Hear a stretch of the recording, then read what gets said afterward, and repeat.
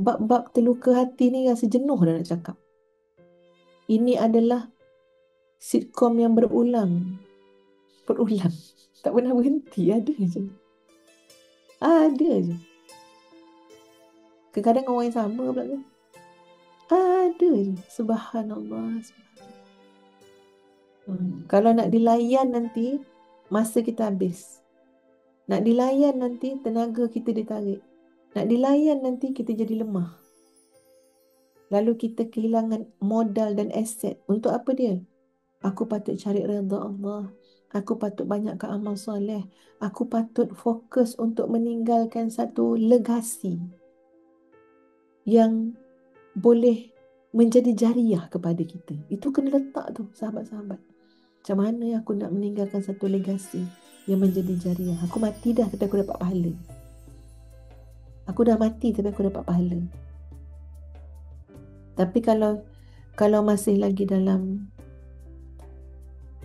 apa ni, tak keluar lagi daripada kepompong masalah-masalah jiwa tu, beratlah sikit. Dia boleh berlaku, kadang-kadang dia akan berulang ya, berulang, rasa kecil hati, rasa sakit hati, rasa stres, tapi jangan lama sangat. Jangan lama sangat. Ya, itu memang tak boleh elak, sahabat-sahabat. Selagi mana kita hidup, kita memang menghadap je lah benda tu. Macam mana Ustazah tak reti nak bagi ceramah hidup tanpa stres. Macam mana Ustazah nak ceramah pun stres nanti. Hidup tanpa stres dengar. Memang stres memanjang je. Ada je benda nak stres, ada je benda tak kena, ada je benda menyakitkan hati, ada je benda, ada je.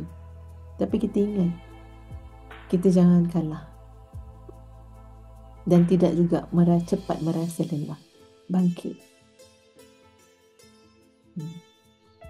Bangkit mencari kemuliaan di sisi Allah Subhanahu wa ta'ala. Bangkit untuk hidup mulia dan mati mulia.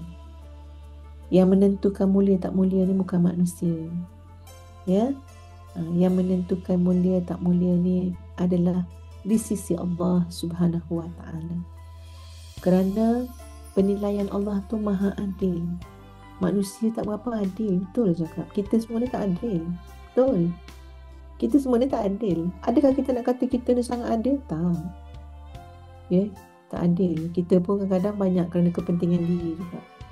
Tapi yang betul-betul adil penilaiannya adalah Allah Subhanahu wa ta'ala.